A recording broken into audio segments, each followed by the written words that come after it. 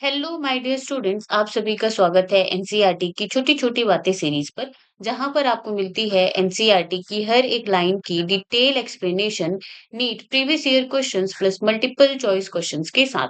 जी हाँ, अगर आप क्लास 11th में हैं, क्लास 12th में हैं, या आप एक ड्रॉपर स्टूडेंट हैं जो नीट एग्जाम की प्रिपरेशन कर रहे हैं, तो आप बिल्कुल सही जगह पर आए हैं।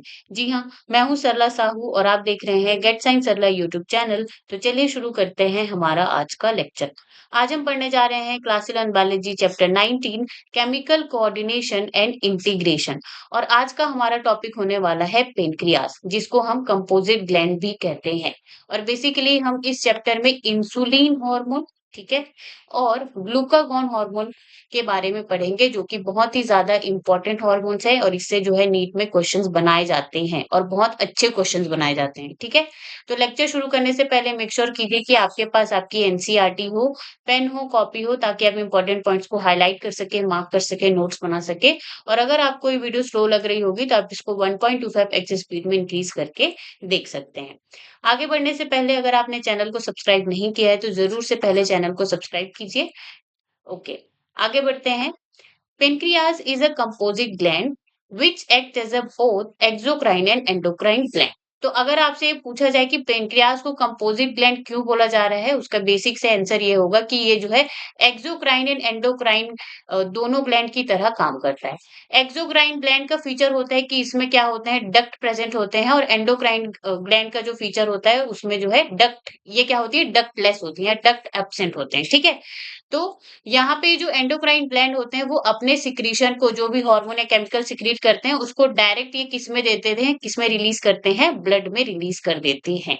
ठीक है, तो देखो, पेनक्रियाज में आपको यहाँ पे एक्सोक्राइन ग्लैंड के रूप में आपको जो है कुछ सेल्स देखने को मिलेंगे, जिनको एकाइनस या एकाइनी बोला जाता है, जिसमें डक्ट क्या होगा, प्रेजेंट होगा, और ये क्या करती है, एंजाइम सिक्रीट करती हैं। फॉर एग्जाम्पल, एमाइलेज एंजाइम होगा जो कि कार्बोहाइड्रेट का डाइजेशन करता है, ट्रिप्सिन एंजाइम में सिक्रीट करते हैं जो कि प्रोटीन का डाइजेशन करता है, lipase fat digestion, nucleases important point, nucleic acid का डाइजेशन ये जो है क्या करते हैं, करेंगे। ठीक है, कौन, जो यहाँ पे एंजाइम सिक्रीट हो रहा है एक्सोक्राइन ग्लैंड ऑफ पेनक्रियास से। यहाँ तक बात समझ में आई? ओके, अब यहीं पे एंडोक्राइन ग्लैंड की अगर हम बात करें तो यहाँ पे आपको पेनक्रियाज में ये जो आपको इमेज यहाँ पे दिखाई दे रहा है, ठीक है, ये क्या है, आपका पेनक्रियाज। अब इस पेनक्रियाज में आपको जो है एंडोक्राइन ग्लैंड के रूप में आइलेट्स ऑफ लैंगरहैंस देखने को मिलेंगी, और ये जो सेल्स होंगी वो डक्टलेस होंगी, इसमें डक्ट प्रेजेंट नहीं होगा, जो कि हार्मोन सिक्रीट करती हैं। अब यहाँ पे आपको alpha cell and beta cells देखने को मिलेगी इसी आइलेट्स ऑफ लैंगरहैंस में। अल्फा सेल जो है ग्लूकागॉन हार्मोन सिक्रीट करेगा, बीटा सेल जो है इंसुलिन हार्मोन। ग्लूकागॉन हार्मोन का काम क्या होता है कि ये ब्लड के अंदर ग्लूकोज की जो मात्रा है उसको बढ़ा देती है, शर्करा की जो मात्रा है उसको इंक्रीज करेगी। और ये जो इंसुलिन हार्मोन है वो ब्लड के अंदर क्या करती है, ग्लूकोज की मात्रा को या कंसंट्रेशन को डिक्रीज करती है। ओके, आगे बढ़ते हैं। The endocrine pancreas consists of islets of Langerhans. There are about 1 to 2 million islets of Langerhans in a normal human pancreas. ठीक है, तो एंडोक्राइन पेनक्रियाज में आपको 1 से 2 million of islets of Langerhans देखने को मिलेंगे। जैसे कि आप यहाँ पे सेल इस इमेज में देख सकते हो, ये पेनक्रियास और पेनक्रियास के यहाँ पे कुछ पार्ट लिया गया है। ठीक है, अब देखो, इसमें आपको आइट साइड में जो भी यहाँ पे फ्लावर लाइक सेल्स देखने को मिल रहे हैं, ये क्या है, पेनक्रियाटिक एकाइनी। ठीक है, या एकाइनस इसको बोलते हैं। ठीक है, और ये जो ग्रुप ऑफ सेल्स है इसके बीच में आपको देखने को मिल रहा है डक्ट। तो यहाँ पे पेरीफेरी पे, परिधि में जो भी कोशिकाएं प्रेजेंट है, ठीक है, वो जो है एक्सोक्राइन ग्लैंड होंगी। क्यों? क्योंकि वहां पे डक्ट जो है प्रेजेंट है। लेकिन वहीं पे अगर आप बीच में देखेंगे, यहाँ पे ये जो ब्लू कलर में आप बीच में देख रहे हैं, ठीक है, तो ये जो पूरा का पूरा ये जो पूरा ग्रुप है, ये क्या होता है, आपका आइलेट्स ऑफ लैंगरहैंस। तो इसी तरह से आपको 1 से 2 million, 1 to 2 million islets of Langerhans देखने को मिलेंगे पूरे एंडोक्राइन पेनक्रियाज में। ठीक है, और ये क्या करता है, only 1 to 2% of the pancreatic tissue. तो ये क्या करता है, ये जो इतने जो सेल्स हैं वो सिर्फ और सिर्फ 1 से 2% पेनक्रियाटिक टिश्यू को ही रिप्रेजेंट करते हैं, जैसे कि यहाँ पे लिखा है, representing only 1 to 2% of the pancreatic tissue. Okay, now the two main types of cells in the islets of Langerhans are called alpha cells and beta cells. The alpha cell secretes the hormone called glucagon while beta cell secrete the insulin. तो यहाँ पे आपको जो है beta cells and alpha cells देखने को मिल रही है आइलेट्स ऑफ लैंगरहैंस में। ठीक है, तो अल्फा सेल ग्लूकागॉन सिक्रेट करती है, बीटा सेल इंसुलिन। ओके, और यहीं पर आपको डेल्टा सेल देखने को मिल रहा है, ये सोमेटोस्टेटिन हार्मोन क्या करता है, सिक्रीट करता है। ओके, चलो आगे बढ़ते हैं। Pancreas exocrine versus endocrine function. तो देखो यहाँ पे एक्सोक्राइन पेनक्रियाज और यहाँ पे एंडोक्राइन पेनक्रियाज दिया हुआ है। नेचर, तो यहाँ पे डक्टेड ग्लैंड यानी डक्ट प्रेजेंट होगा, यहाँ पे डक्टलेस डक्ट एब्सेंट होगा। फंक्शनल यूनिट एकाइनस या एकाइनी, ठीक है, और यहाँ पे islets of Langerhans. Percentage of pancreas, तो ये एक्सोक्राइन पेनक्रियाज जो है 98 टू 99% ऑफ सेल्स को रिप्रेजेंट करेगा, और एंडोक्राइन सिर्फ 1 से 2% ही होते हैं। सिक्रीशन रूट, तो ये यहाँ पे जो भी अपना सिक्रीट होगा उसको कैसे सिक्रीट करेगा, थ्रू पेनक्रियाटिक डक्ट। और यहाँ पे ये जो एंडोक्राइन पेनक्रियाज है वो अपना जो भी रिलीज वहां पे करे, सिक्रीट वहां पे करे, तो उसको डायरेक्ट ब्लड में ही रिलीज करेंगे। टाइप ऑफ सिक्रीशन, तो ये जो है डाइजेस्टिव एंजाइम सिक्रीट करते हैं, ठीक है, फैट को कार्बोहाइड्रेट को डाइजेस्ट करेंगे, और ये जो है हार्मोन सिक्रीट करते हैं। टारगेट की बात करें तो ये जो एक्सोक्राइन पेनक्रियाज का जो सिक्रीशन है, एंजाइम है, वो कहाँ पे, डिओडर्नम में जाकर के जो है जो भी डाइजेशन का काम है उसको करता है। और एंडोक्राइन पेनक्रियाज की बात करें तो ये ब्लड में क्या करता है, ब्लड टू टारगेट ऑर्गन्स, तो ये ब्लड में अपना सिक्रीशन छोड़ता है, फिर उसके बाद टारगेट ऑर्गन में ये जो है पहुंचा दिया जाता है। ठीक है, चलो अब हम यहाँ पे हार्मोन के बारे में पढ़ेंगे। पहले है glucagon. Glucagon is a peptide hormone and plays an important role in maintaining the normal blood glucose levels. Okay, so that is the important point. ये जो ग्लूकागॉन है वो पेप्टाइड हार्मोन है, और जो ब्लड में, ठीक है, ब्लड में ये ग्लूकोज की मात्रा को क्या करता है, नॉर्मल करने की कोशिश करता है। Glucagon acts mainly on the liver cells, hepatocytes, and stimulates glycogenolysis, resulting in an increased blood sugar hyperglycemia. Okay, now that is the important point. ये जो ग्लूकागॉन होता है वो हाइपरग्लाइसेमिक हार्मोन होता है। हाइपरग्लाइसेमिक मतलब कि ब्लड में ग्लूकोज की मात्रा को ये बढ़ाने का काम करता है। कैसे करता है, देखो, ये जो ग्लूकागॉन है वो मेनली एक्ट करेगा किसके ऊपर, लिवर सेल्स के ऊपर, और जो लिवर की जो सेल्स होती है ना, जो यूनिट फंक्शनल यूनिट होती है, उसको हम कहते हैं हिपेटोसाइट्स। ठीक है, हिपेटोसाइट्स अगर कहीं पर भी आपको दिखे तो आपको समझ जाना है कि वो लिवर्स की जो सेल्स होती हैं उसके बारे में बात हो रही है। और यहीं पर ये जो लिवर होता है उसी में ग्लाइकोजन को भी स्टोर किया जाता है हमारी बॉडी में। ठीक है, तो यहाँ पे ये जो ग्लूकागॉन होता है वो क्या करता है, स्टिमुलेट्स ग्लाइकोजिनोलाइसिस। लाइसिस का मतलब है क्या, टूटना या तोड़ना। ठीक है, तो यहाँ पे ये जो ग्लूकागॉन है वो लिवर सेल्स में जाकर के एक्ट करती हैं और वहां पे स्टिमुलेट करती हैं ग्लाइकोजिनोलाइसिस को, मतलब कि जो भी ग्लाइकोजन है उसको तोड़ा जाएगा ग्लूकोज में। इसका मतलब यहाँ पे सेल से ग्लूकोज को कहाँ पे भेजा जा रहा है भाई, ब्लड में भेजा जा रहा है। अब देखो, ब्लड में ग्लूकोज जैसे ही जाएगा तो ये क्या हो जाएगा, इंक्रीज ब्लड शुगर, मतलब कि हाइपरग्लाइसीमिया वहां पे होगा। ठीक है, तो ग्लूकागॉन क्या है, एक हाइपरग्लाइसेमिक हार्मोन है। और क्या करता है ये, in addition this hormone stimulates the process of gluconeogenesis which also contribute to the hypoglycaemia. अब ये क्या करता है, ये स्टिमुलेट करता है ग्लूकोनियोजेनेसिस। इसके बारे में हमने पिछले ही लेक्चर में देखा था कि ग्लूकोनियोजेनेसिस क्या होता है, formation of glucose from the non carbohydrates, for example lipid या प्रोटीन, ये सबको ब्रेक डाउन करके अमीनो एसिड से आप क्या कर रहे हो, ग्लूकोज बना रहे हो, तो उसको क्या बोला जाता है, ग्लूकोनियोजिनेसिस। क्या कहा जाता है, ग्लूकोनियोजिनेसिस। ठीक है, तो देखो ये जो ग्लूकोज है वो फिर से कहाँ पे जाएगा, ब्लड में जाएगा, तो फिर से यहाँ पे इस हार्मोन की वजह से ब्लड का जो शुगर है वो इंक्रीज हो रहा है, यानी कि again hyperglycaemia. Okay, now glucagon reduces the cellular glucose uptake and utilization, thus glucagon is the hyperglycemic hormone। तो यहाँ पे जो ग्लूकागॉन होता है वो रिड्यूस कर देता है किसको, cellular glucose uptake and utilisation को।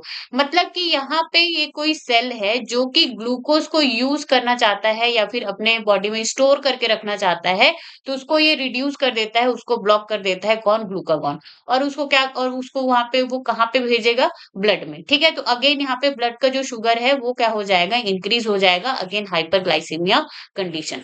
तो इन तीन तरीकों से ये जो ग्लूकागॉन है वो ब्लड में क्या करता है, ग्लूकोज के लेवल को बढ़ाने की कोशिश करता है। ठीक है? या अगर आपके ब्लड में जो है ग्लूकोज़ की जो मात्रा है, कंसंट्रेशन है वो बहुत कम है, तो इन सब प्रोसेस से ग्लूकागॉन हार्मोन आपका जो है ब्लड शुगर लेवल को बढ़ाने की कोशिश करेगा। ठीक है? तो ग्लूकागॉन क्या है? हाइपर यानी कि ज़्यादा ग्लाइसेमिक हार्मोन है, ओके? और ये क्या है? Peptide hormone. कहाँ पे एक्ट करेगा? मेनली लिवर सेल्स, हिपेटोसाइट्स में, ठीक है? ग्लाइकोजिनोलाइसिस एंड ग्लूकोनियोजेनेसिस को सपोर्ट करता है।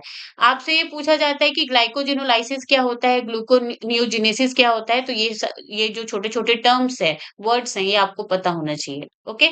नाउ इंसुलिन के बारे में अभी हम देखेंगे। Insulin is a peptide hormone, okay? तो ये भी क्या है? एक पेप्टाइड हार्मोन है which plays a major role in the regulation of the glucose homeostasis. ठीक है, तो इंसुलिन एक पेप्टाइड हार्मोन होता है जो कि बहुत ही इंपॉर्टेंट रोल प्ले करता है ग्लूकोज होम्योस्टेसिस में। मतलब कि जो आपका ब्लड है या आपकी जो बॉडी है उसमें ग्लूकोज का जो लेवल है वो ना बढ़े और ना ही एकदम से ज़्यादा कम हो जाए। तो ये जो होम्योस्टेसिस जो बैलेंस है उसको मेंटेन करने का काम यहाँ पे इंसुलिन भी करता है और ग्लूकागॉन भी करता है। Insulin acts mainly on the hepatocytes and adipocyte cells of adipose tissue and enhance the cellular glucose uptake and utilization. अब देखो यहाँ पे क्या हो रहा है?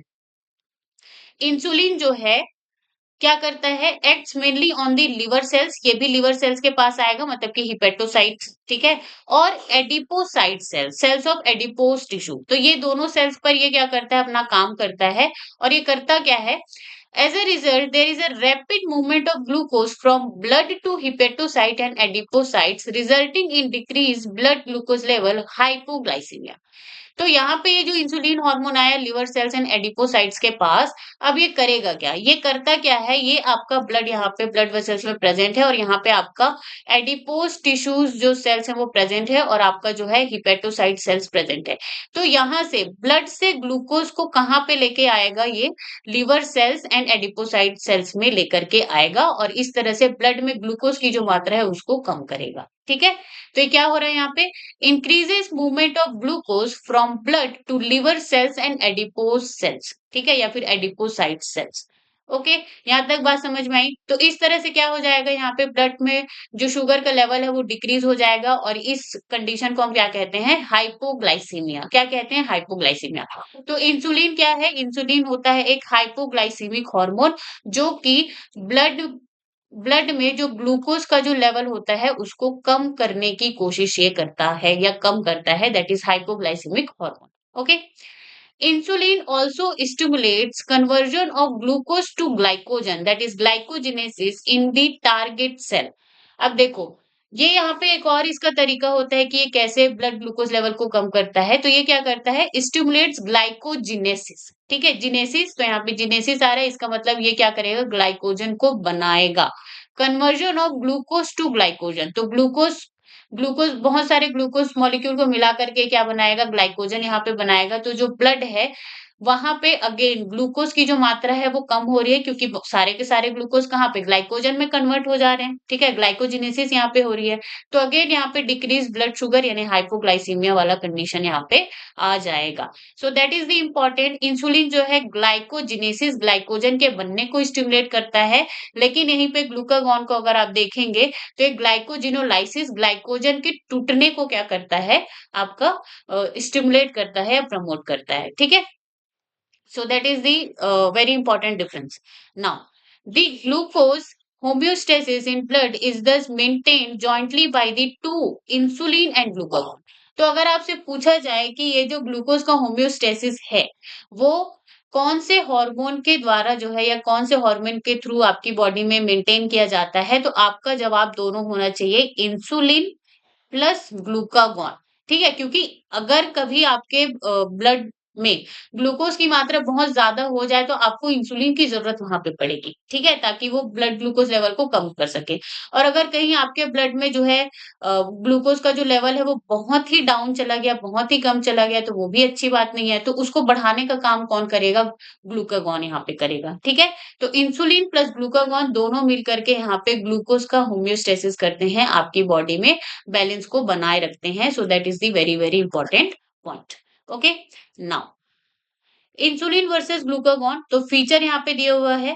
तो secreted by beta cells and alpha sales. Okay, blood glucose तो इंसुलिन जो है डिक्रीज करता है, ये इंक्रीज करता है। ग्लाइकोजिनेसिस, ग्लाइकोजन के बनने को इंसुलिन इंक्रीज करेगा, ग्लूकागॉन डिक्रीज करेगा। ठीक है। ग्लाइकोजिनोलाइसिस मतलब कि ग्लाइकोजन को तोड़ना और ग्लूकोज बनाना और ब्लड शुगर लेवल वहां पे बढ़ाना, तो इंसुलिन जो है डिक्रीज, ठीक है, और ग्लूकागॉन इंक्रीजेस। नेचर, इंसुलिन जो है हाइपोग्लाइसेमिक हार्मोन होता है, ग्लूकोज के लेवल को ब्लड में कम करता है, और ग्लूकागॉन जो है हाइपरग्लाइसेमिक यानी ग्लूकोज के लेवल को ब्लड में इंक्रीज करता है। ओके, नाउ आगे बढ़ते हैं। Prolong hyperglycemia leads to the complex disorder called diabetes mellitus, which is associated with the loss of glucose through urine and formation of harmful compounds known as ketone bodies. अब देखो, यहाँ पे एक बीमारी है क्या, डायबिटीज मिलाइटस। अब ये जो डायबिटीज मिलाइटस है वो होता क्या है, मेटाबॉलिक डिसऑर्डर होता है, किस कॉज्ड बाय इंसुलिन डेफिशिएंसी और इंसुलिन रेजिस्टेंस। या तो इंसुलिन की कमी है या तो इंसुलिन रेजिस्टेंस, मतलब कि इंसुलिन तो प्रेजेंट है लेकिन आपके जो सेल्स हैं उस पर उनका इंसुलिन का जो काम है वो हो नहीं पा रहा है। ठीक है, इंसुलिन जो वहां पे एक्शन नहीं कर पा रहे हैं। तो इस वजह से क्या हो जाता है, परसिस्टेंट हाइपरग्लाइसीमिया होता है, मतलब कि ब्लड में जो ग्लूकोज का लेवल होता है वो इंक्रीज हो जाता है। ठीक है, क्यों होगा, कॉज टाइप, तो यहाँ पे एब्सोल्यूट इंसुलिन डिफिशियंसी, मतलब कि बीटा सेल ही यहाँ पे आपका डिस्ट्रक्ट हो गया, खराब हो गया, तो इंसुलिन प्रोड्यूस कर ही नहीं पा रहा है, तो इंसुलिन की आपकी बॉडी में क्या हो जाएगी, डेफिशिएंसी हो जाएगी, कमी हो जाएगी। रिलेटिव इंसुलिन डिफिशियंसी मतलब कि जो इंसुलिन का जो एक्शन है वो रिड्यूस हो जाता है, वो कम हो जाता है। और फिर नेक्स्ट आता है आपका इंसुलिन रेजिस्टेंस। इंसुलिन रेजिस्टेंस का मतलब होता है cells do not respond to insulin, मतलब इंसुलिन वहां पे प्रेजेंट है लेकिन सेल्स जो है वहां पे कोई भी रिस्पॉन्ड नहीं कर रही हैं। तो इन सब की वजह से आपको डायबिटीज मेलाइटिस ये जो डिजीज है वो होती है। इसमें होता क्या है, देखो, चाहे कॉज कोई भी हो, इंसुलिन की मात्रा यहाँ पे क्या हो गई है, या तो इंसुलिन का लेवल कम हो गया है या तो इंसुलिन जो है का इफेक्ट कम हो गया है। तो क्या हो गया, glucose uptake by cells decreases. इसका मतलब क्या है, ग्लूकोज अपटेक मतलब सेल्स जो ग्लूकोज ले रही हैं, ये क्या है, आपका सेल है। तो यहाँ पे इंसुलिन क्या कर रहा था, ग्लूकोज को सेल्स को दे रहा था कि आप भाई यूज करो इसको, ब्लड में मत रहने दो। ठीक है, तो यहाँ पे इंसुलिन ही नहीं है, तो यहाँ पे ग्लूकोज का जो अपटेक है वही बंद हो गया है या बहुत ही कम हो गया है। तो इससे क्या होगा, जो ब्लड है आपका यहाँ पे, वहां पे ग्लूकोज की मात्रा क्या हो जाएगी, बढ़ जाएगी, यानी कि हाइपरग्लाइसीमिया कंडीशन। अब इसके वजह से क्या होगा, glucose appears in the urine. अब बहुत ज्यादा अगर ग्लूकोज आपके ब्लड में है तो फिर आपका ये जो ग्लूकोज है वो आपके यूरिन के थ्रू जो है पास होगा, जिसको बोला जाता है glycosuria. That is important point. ठीक है, अगर आपके यूरिन में ग्लूकोज मिले तो उसको बोला जाता है glycosuria. Okay, next fat breakdown होता है। यहाँ पे फैट ब्रेकडाउन, अब फैट के ब्रेकडाउन होने से आपका कीटोन बॉडीज का फॉर्मेशन होता है which is harmful for the body. Okay, diabetic patients are successfully treated with the insulin therapy. तो जो भी पेशेंट डायबिटिक मेलाइटिस से क्या होता है, उनको डिसीज होता है, तो उन्हें जो है इंसुलिन थेरेपी दी जाती है, इंसुलिन का इंजेक्शन दिया जाता है, तब फिर वो क्या होते हैं, ठीक हो पाते हैं। ओके, चलो, अब यहाँ पे इंपॉर्टेंट पॉइंट आता है diabetes mellitus versus diabetes insipidus. तो डायबिटीज मेलाइटिस के बारे में तो हमने अभी देखा, डायबिटीज इंसिपिडस के बारे में हमने ऑलरेडी यहाँ पे पढ़ चुका है, जब हम वेसोप्रोसिन या एडीएच एंटी डायूरेटिक हार्मोन के बारे में पढ़ रहे थे। फिर भी हम यहाँ पे छोटा सा बोल सकते हैं डिफरेंस हम यहाँ पे देखेंगे। हार्मोन इन्वॉल्व, तो मिलाइटस में इंसुलिन एंड इंसिपिडस में आपका यहाँ पे क्या आ जाएगा, एडीएच या वेसोप्रेसिन। ठीक है, ग्लैंड इफेक्ट की बात करें तो पेनक्रियाज, बीटा सेल्स, और यहाँ पे जो है एडीएच या वेसोप्रोसिन कौन सिक्रिएट कर रहा था भाई, हाइपोथैलेमस। ठीक है, हाइपोथैलेमस उसको सिंथेसाइज कर रहा था और उसको पोस्टीरियर पिट्यूटरी के पास भेज रहा था, फिर पोस्टीरियर पिट्यूटरी उसको स्टोर करके रख रहा था। फिर जब भी यहाँ पे नर्व इम्पल्स आएंगे तो पोस्टीरियर पिट्यूटरी उसको रिलीज करेगा। ओके, मेन कॉज, तो यहाँ पे इंसुलिन की कमी हो जाती है, इंसुलिन रेजिस्टेंस हो जाते हैं। यहाँ पे क्या होता है, एडीएच की कमी, ठीक है, या फिर किडनी जो है इनसेंसिटिविटी हो जाती है, मतलब किडनी जो है एडीएच के मुकाबले काम ही नहीं कर रहा है, मतलब एडीएच तो प्रेजेंट है लेकिन किडनी काम नहीं कर रही, इस तरह से। ब्लड ग्लूकोज लेवल की बात करें तो यहाँ पे हाई होता है, हाइपरग्लाइसेमिया कंडीशन, और यहाँ पे ग्लूकोज के वो नॉर्मल रहता है, उससे ज्यादा कोई लेना देना नहीं रहता। यूरिन ग्लूकोज मतलब कि ग्लूकोज जो है यूरिन में प्रेजेंट होगा कि नहीं, तो यहाँ पे जो है प्रेजेंट होगा जिसको हम ग्लाइकोसूरिया कहेंगे और यहाँ पे ऐसा कोई कंडीशन नहीं आएगा।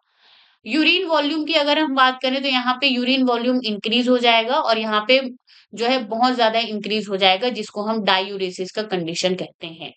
यूरिन का नेचर तो यहाँ पे स्वीट होगा, क्यों? क्योंकि यूरिन में ग्लूकोज प्रेजेंट होगा, इसीलिए जिनको भी डायबिटीज मेलाइटिस होता है उनके यूरिन के आसपास जो है चींटियां घूमने लगती हैं। क्यों? क्योंकि वहां पे ग्लूकोज प्रेजेंट है, वो स्वीट इन नेचर। यहाँ पे जो है अब डाइल्यूट एंड टेस्टलेस, तो यहाँ पे जो है वाटर पानी की जो मात्रा होती है वो बहुत ज्यादा बढ़ जाती है यूरिन में, जिसको हम क्या कहते हैं? डायूरेसिस कंडीशन कहते हैं। कीटोन बॉडीज की अगर हम बात करें तो डायबिटीज मेलिटस में प्रेजेंट होगा और डायबिटीज इंसिपिडस में एब्सेंट होगा। ठीक है। थर्स्ट की बात करें तो यहाँ पे जो पॉलीडिप्सिया कंडीशन इंक्रीज हो जाता है, यहाँ पे भी पॉलीडिप्सिया कंडीशन होगा लेकिन वो बहुत ज्यादा होगा, एक्सेसिव होगा। क्यों? क्योंकि सारा का सारा पानी जो है आपके यूरिन के थ्रू जो है बाहर निकल जाता है, बॉडी एब्जॉर्ब नहीं कर पाती है। बॉडी वेट तो यहाँ पे डिक्रीज होता है और यहाँ पे जो है यूजुअली नॉर्मल ही होता है। ट्रीटमेंट तो यहाँ पे इंसुलिन थेरेपी या फिर डाइट कंट्रोल आप करेंगे और यहाँ पे आपको एंटी डायबिटिक हार्मोन जो है दिया जाएगा या डेस्मोप्रेसिन दिया जाएगा। ओके। तो ये हो गया diabetes mellitus and diabetes insipidus के बीच में डिफरेंस, जो आपको पता होना चाहिए। ठीक है। So that's it for today guys. अगर आप लोगों को किसी भी पॉइंट पे डाउट हो तो आप मुझे कमेंट सेक्शन में बता सकते हैं, मैं जरूर से रिस्पॉन्ड करूंगी। Okay and thank you so much for the watching. अगर आपको वीडियो अच्छी लगी हो तो like comment share and subscribe the channel. Stay tune on get science अल्लाह यूट्यूब चैनल।